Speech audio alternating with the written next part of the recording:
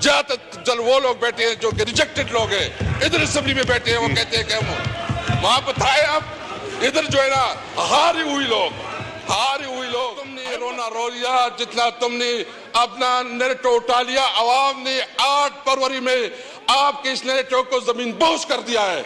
आवाम ने फैसला कर दिया है कि तुम जो कह रहे थे वो झूठ है। इस मुल्क में बुनियादी इंसानी हुकूक मातल है क्या? इस वक्त इस मुल्क में जमहूरी इदारे काम कर रहे हैं या मार्शल लॉ है? अगर जलसी जुलूस आप नहीं कर सकते, आप अपनी नुक्ता नजर नहीं पेश कर सकते, तो इसको आप क्या कहते हैं? मैं इसकी भरपूर मजम्मत करता हूं कि जिस तरह इस्लामाबाद में या पंजाब में जितनी भी इलाकों में एक पुरअमन एहतजाज किया जा रहा था और उस पुरअमन एहतजाज की बुनियाद पे जो है ना पर्चे हुए हैं, तो मैं सिर्फ ये पूछना चाहता हूं कि बताया जाए कि या तो आइन मातल है, बताया जाए कि मुल्क में कोई कानून नहीं, कोई आइन और कानून नहीं है, जंगल का कानून है, जिसके पास ताकत है वो इस मुल्क का सब कुछ करेगा। यानी मुझे अफसोस है कि जब तहरीक इंसाफ कोई जलसा करती है, जब कोई प्रोग्राम करती है, तो वहां दफा 144 लगाती है। मैं पूछना चाहता हूं, ला मिनिस्टर साहब भी इधर बैठे हैं, आप बताएं कि दफा 144 और फिर आप जो है ना, मुझे बताया गया जो असेंबली की रूल्स हैं, स्पीकर साहब मैं ये पूछना चाहता हूं कि असेंबली की रूल्स हैं कि जब किसी एमएनए को गिरफ्तार किया जाएगा तो सबसे पहले स्पीकर से इजाजत ली जाएगी। तो पंजाब में जो हमारे एमएनए को गिरफ्तार किया गया था, क्या आपके नोटिस में लाया गया? क्या आपसे पूछा गया? क्या इस असेंबली का क्या ये असेंबली इस तरह चलेगी? उसकी बुनियादी वजह यह है कि स्पीकर साहब आपके ऊपर ज्यादा रिस्पांसिबिलिटी आती है। जब हमारे अपोजिशन लीडर और एमएनए को गेट पे रोका गया, उस वक्त आपको इसके ऊपर भरपूर एक्शन लेना चाहिए था। अगर इसके ऊपर आप एक्शन ना ले तो फिर तो इस असेंबली का कोई वजूद ही नहीं है।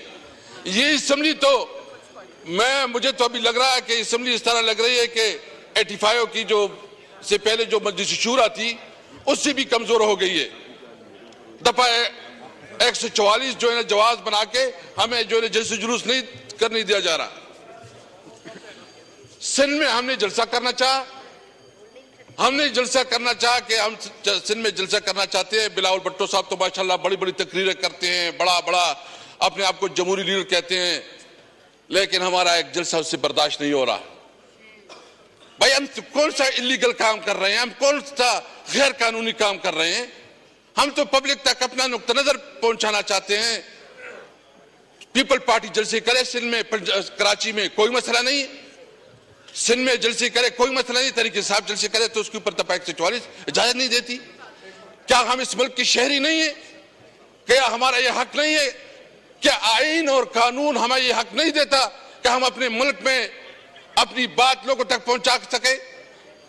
हमने तो सिर्फ इतनी बात की है कि जो ये इलेक्शन हुआ है, ये बदतरीन रिग इलेक्शन हुआ है, इसमें अवाम की मैंडेट को बुरी तरह पामाल किया गया है।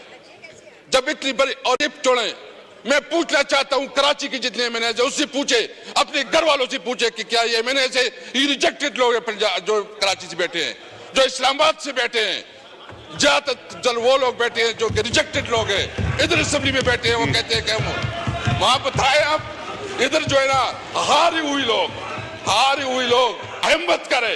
ये जो उधर बैठे हैं, मैं पंजाब डिवीजन की पूछना चाहता हूँ, सारे आप जो है ना हारे हुए हैं। वसीम आप हारे हुए हैं और आप कहते हैं वसीम साहब आपकी बारी जब आएगी तब बात करना चाहिए। मैं पूछना चाहता हूँ, हम क्या कहते हैं? ये हमारा कानूनी और आईनी हक है, हम जलसी जुलूस कर रहे हैं। और मैं बताना चाहता हूँ, इंशाल्लाह हम कराची भी जाएंगे, हम लाहौर भी जाएंगे, पंजाब भी जाएंगे। रोको तो रोक सको तो रोको।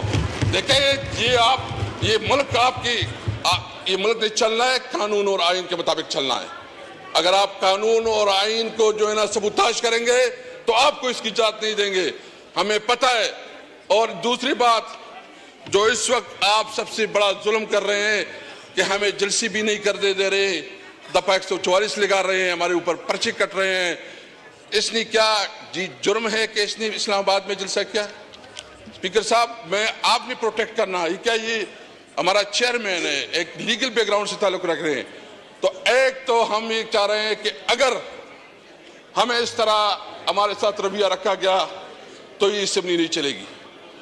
اگر آپ ہمیں بولنے نہیں دیتے پبلک میں, ہمارے خلاف جو ہے نا جتنی پروپیگنڈا کیا جا رہا ہے, اور ابھی مئی کا مہینہ آ رہا ہے, یہ پھر جو 9 مئی کریں گے, میں کہتا ہوں جی جتنا تم نے رونا رو لیا, جتنا تم نے اپنا نیریٹو اٹھا لیا, عوام نے 8 فروری میں آپ کے اس نیریٹو کو زمین بوس کر دیا ہے.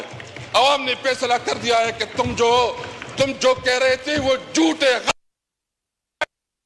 کمیشن بنائے, جوڈیشل کمیشن بنائے, اور اگر آپ چاہتے ہیں تو چاروں صوبوں کی چیف جسٹس کو وہ اس کمیشن کا حصہ بنائے. انصاف کا تقاضا سامنے آ جائے گا, جو بھی ذمہ دار ہے اس کو سزا دینی چاہیے.